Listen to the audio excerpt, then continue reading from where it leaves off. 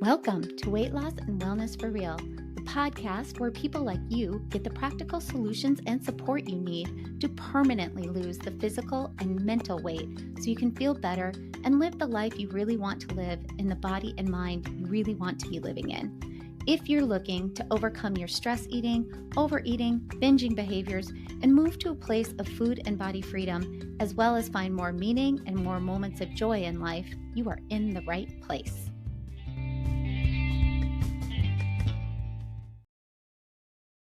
Hey everyone, thank you for being here and listening to Weight Loss and Wellness for Real. I'm Heather Heinen, the host of this show, and I'm really glad you're here today because I am doing the second episode in the series I am doing on just giving very, very practical and real strategies for quicker weight loss. So we're spending a little time this month where we're not going so deep with all the psychology behind living in the body you want to live in and creating the life you want to live in. But we are just focusing on some of the very basic strategies that I use to help coach my clients who are looking for sustainable weight loss without all the hunger and really just finding a way to live in the bodies they want to live in while still maintaining a lifestyle they want to live in regards to food. And so we talked last time all about tracking and how to do that for 2 weeks' time to really get a baseline of what your body uses for energy to really give you a clear picture on what really needs to happen to drop the weight, right? And so today I want to talk about a strategy that I really start most of my clients out with, and that proves to be really, really just kind of wonderful at helping people drop weight quickly while not feeling so hungry all the time, while not feeling hungry at all. And then also really this strategy helps them really to cut urges and cravings. So if you're a binge eater like I was, or if you're an emotional eater or overeater, using this strategy, this very practical strategy can really help ease up those urges to binge, to overeat, to emotionally eat.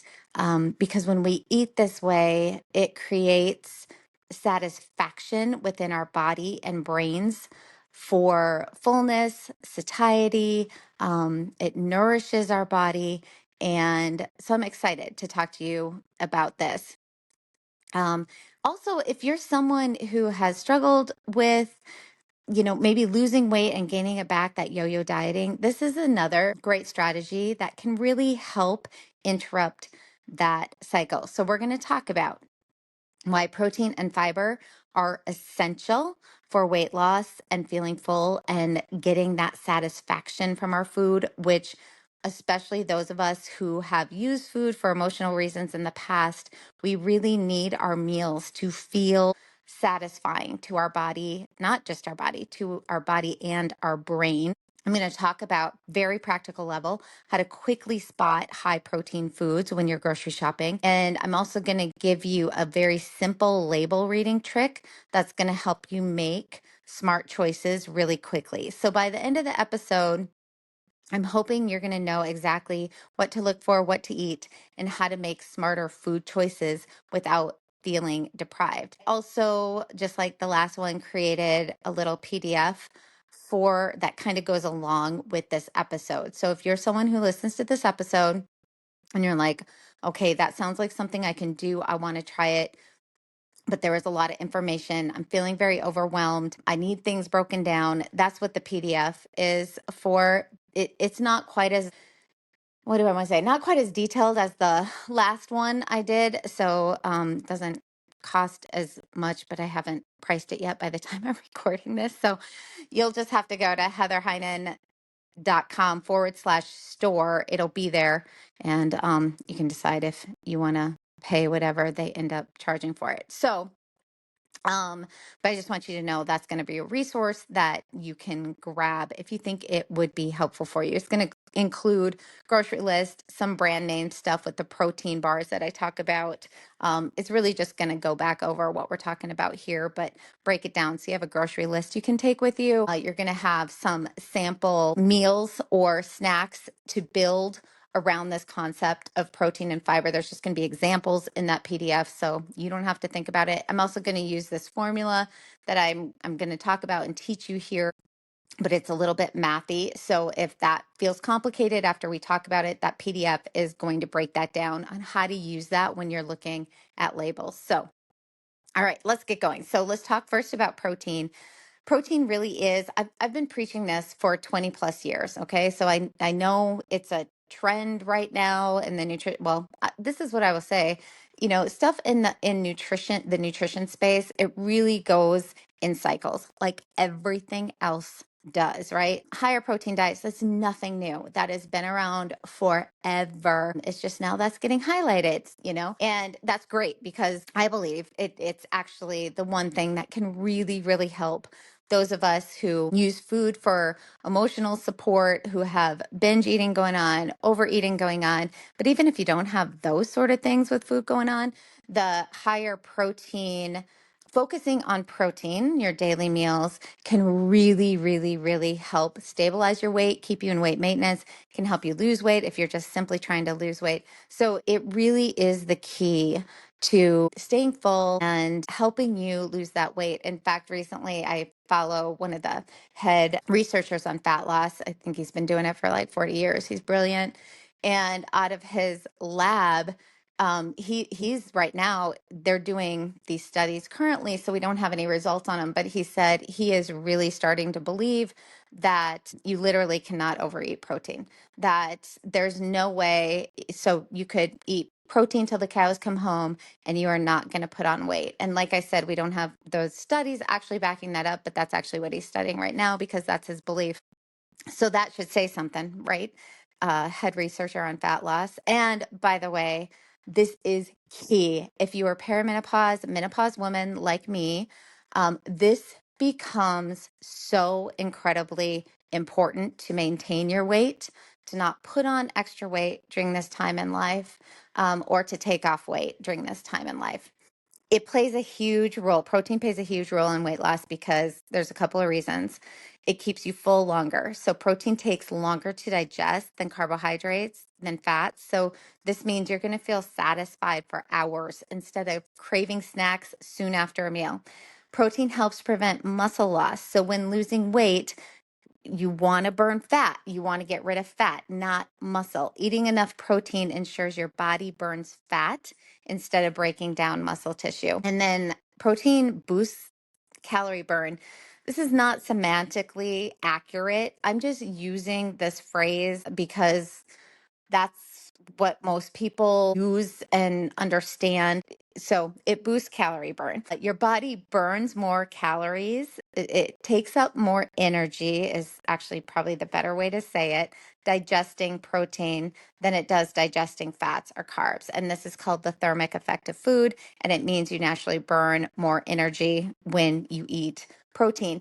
And it's not huge, but it's significant. And so if you think about if you're eating a higher protein diet versus a higher fat, keto, anyone, versus a higher carb diet, over time, even over a week's time, you're going to actually burn a significant amount more calories just eating that higher protein diet. And that absolutely matters when you're trying to get some weight off or you're trying to maintain your weight.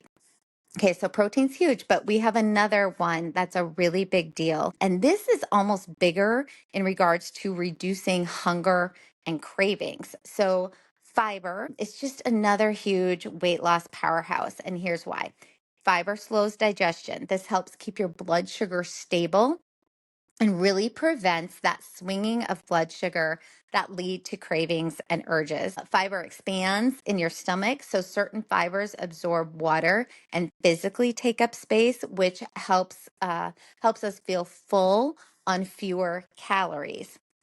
It also supports gut health. A really healthy gut microbiome helps with digestion, inflammation, and even appetite control. So, if we focus on high protein, high fiber foods, you're going to feel fuller longer. You're going to more naturally eat fewer calories and just make that weight loss so much easier. All right, so how do we spot high protein foods? So now that you know why protein and fiber are important, I want to talk about how you actually find the right foods. So we're going to get a little mathy here.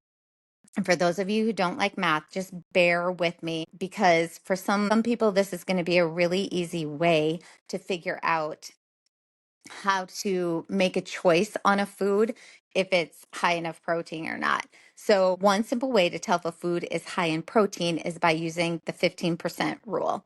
So, you want to check the protein grams per serving on the food label, right? So, the protein grams per serving on the label. And a really good rule of thumb is that a food should have at least 15% of its calories from protein. The higher, the better. So ideally look for 15 to 25% of calories from protein for best results. So the formula goes like this: protein grams per serving times 10 divided by total calories. And this gives you the percentage of calories coming from protein. So if the result is 15% or higher, the food is a really good source of protein. By the way, I'm not saying all your foods have to have this. I'm just saying if you're looking for high protein foods, this is how you would know if it's high protein. Because I get a lot of people who are eating foods they think is high protein because the front of the food label says high protein food. And basically, it's like 5 grams of protein per serving.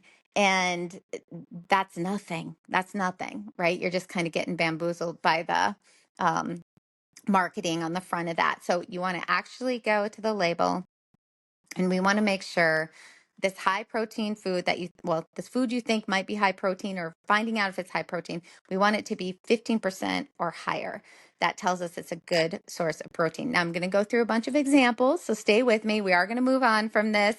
And I'm going to give you some other ways you can do it without the math. But if a food has 200 calories and 10 grams of protein, you would take that 10 grams of protein times 10, right? Because we're taking the grams of protein per serving times 10. So 10 times 10 is 100. And then we're going to divide it by the total number of calories, which in this example is 200. So we've got 100 divided by 200, and that gives us 5%. So this food is only 5% protein. So it would not meet the 15% threshold. By the way, where I see this happen, the biggest problem is with protein bars. I have people who tell me they're eating protein bars, which that's fine, totally fine with someone having a protein bar. I ask them which brand because I've vetted all of this. I have almost all of this to memory at this point in my life, but I know the nutrition facts on almost every single protein bar. So if they tell me, they're having a Kind bar because that says high protein, we got to stop this because those bars and many, many, many of the protein bars out there are just like this: 200 calories per bar and 10 grams of protein. Or there's a bunch of bars out there that are like 350 calories per bar. And then they only have 10 to 15 grams of protein, but we think it's a protein bar because that's what it says on the label. That's nothing. That is nothing. And that's just so many calories for so little protein. So let's take another example. Let's look at a food with 30 grams of protein and 200 calories. So we're going to take 30 times 10, which gives us 300 divided by 200, and that's 15%. So this food really meets that goal. This is a really fast way to just check if a food is high in protein while reading labels. Another idea or something to think about would be like a Greek yogurt with 15 grams of protein and 100 calories. That's a really great choice because that's 15% protein if we run it through the formula. And then, like I said, with those protein bars, here's a typical one. Protein bar, 8 grams of protein and 200 calories, saying it's a high protein food, but it's not. That's only 4% protein. So you really want to pay attention to this, right? Here's another quick trick. Look at the calories and drop the last digit. And this is going to give you 1/10 of the calories. So stay with me. So you want the protein grams to be at least that number for 10% protein and even a little higher, back to that 15% rule if you can get it. So example, it's something with 200 calories, drop the last digit, that gives you 20. Okay, 200 calories, drop the last digit, that gives you 20. You need at least 20 grams of protein for 10% and around 28 to 30 grams for 15%. So you've got a food with, let's say it's a protein bar again. You look at the label, it says 200 calories. You drop that last digit, 20. Now you know you're looking for at least 20 grams of protein for a serving for that food. So you're looking at the protein now. Is it 20 grams? If it is, then you know you're right around that 10%, still a little low, but it's better than the 5%, right? And then you know you would need around 28 to 30 grams for that 15% goal that we're actually looking for. Another example, you have a protein bar with 150 calories, drop the last digit, that gives you 15. So then you know you need to find at least 15 grams of protein for 10%, and you need it to be more for 15%. So, you know, you look at that protein bar, 150, you drop the last digit, it's 15. Now look at the protein. Is there at least 15 grams of protein in that bar? That's a really quick and easy way to eyeball it without complicating the math. All right, so moving on. I know I lost you, a bunch of you. All right, so we want to really prioritize when we're looking at high protein sources.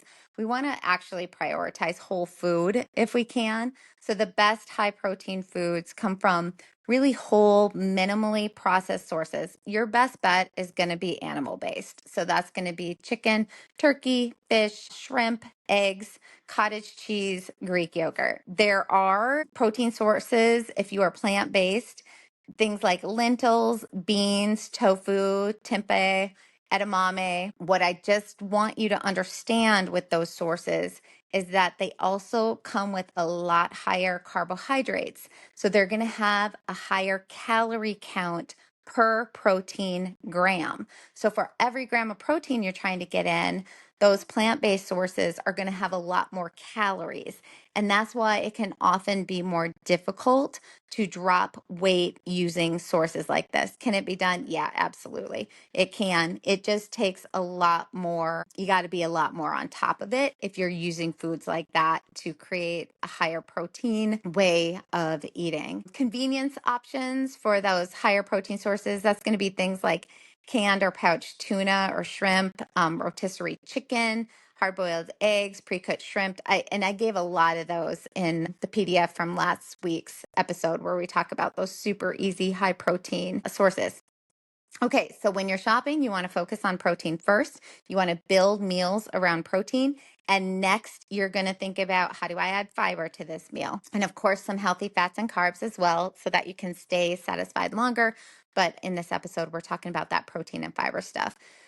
Okay, so again, I want to just talk about the label readings. I've talked about this just a little bit ago, but I just really want to hit this home. Ignore the front of the package. So food companies use words right now like high protein or healthy as marketing tricks. So they can say whatever they want. So if you see packaged bread, high protein bread, healthy bread, you got to just ignore all that stuff and turn the food over, and you have to read the label. The truth is in the nutrition label. And actually not always the truth, but that's a whole other story for another episode. But basically there's general truth in the nutrition label. So you have to learn and be okay with peeking at that nutrition label.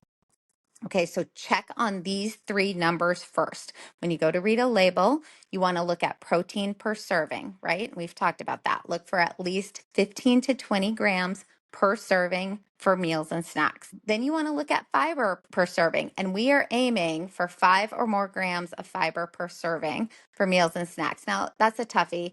If you can see if there's 3 grams per serving, okay, that's all right, but we're aiming for that 5 grams or more per serving.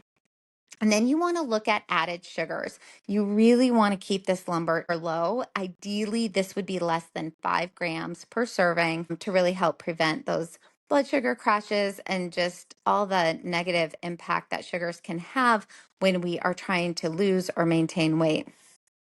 All right, so those are your first 3 things you look for. Protein per serving, is it 15 to 20 grams?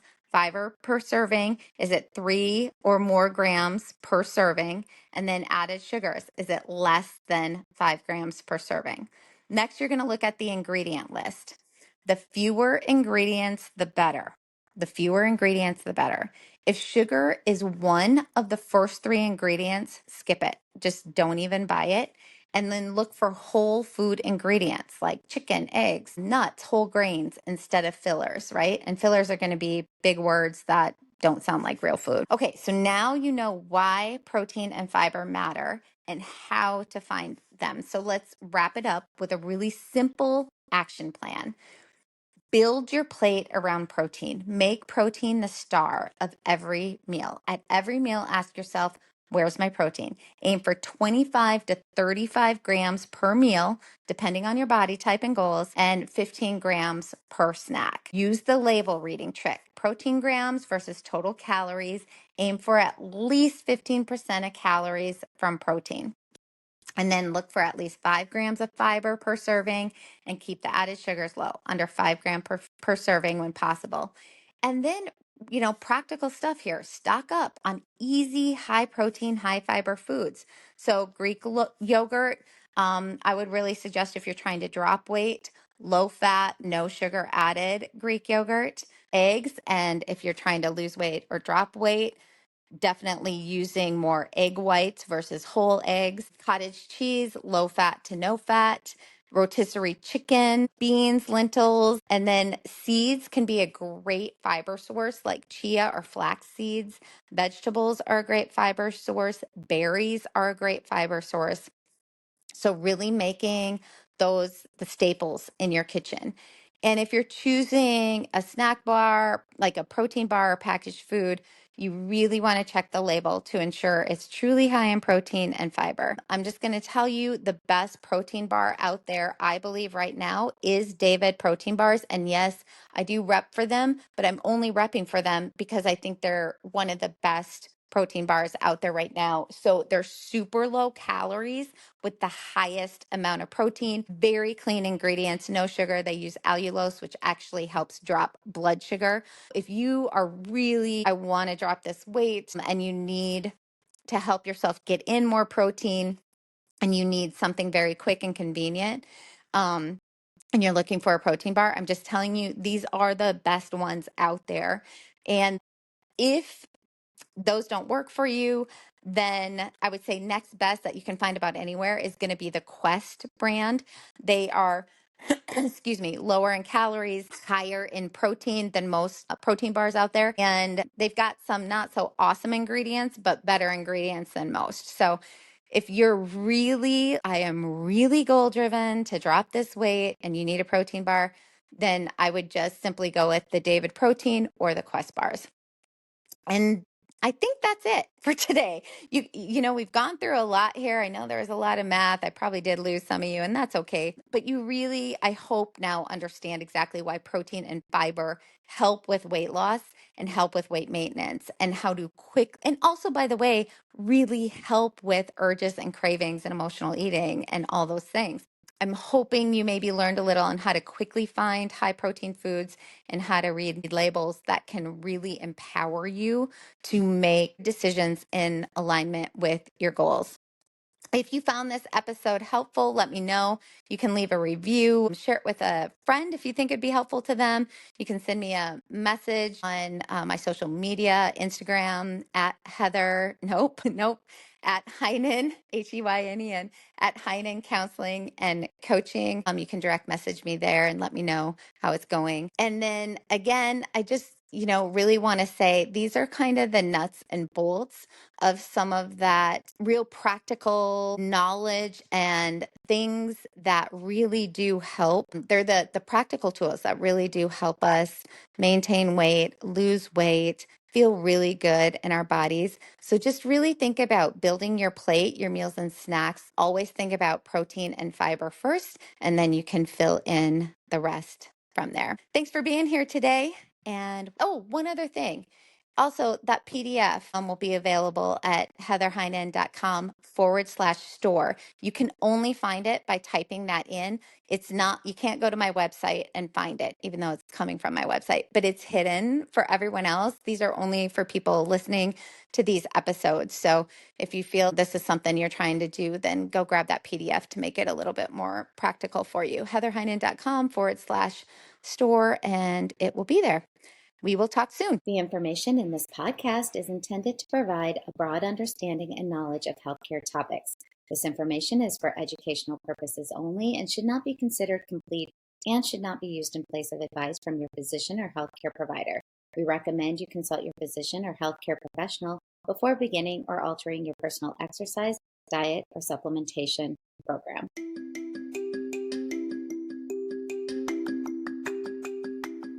Did you know you can find a lot more help from me on my website? Go to heatherheinen.com. Heinen is spelled Heynen, and there you will find links to my online courses, how I work with clients one-on-one, as well as online with my coaching and counseling services that I offer.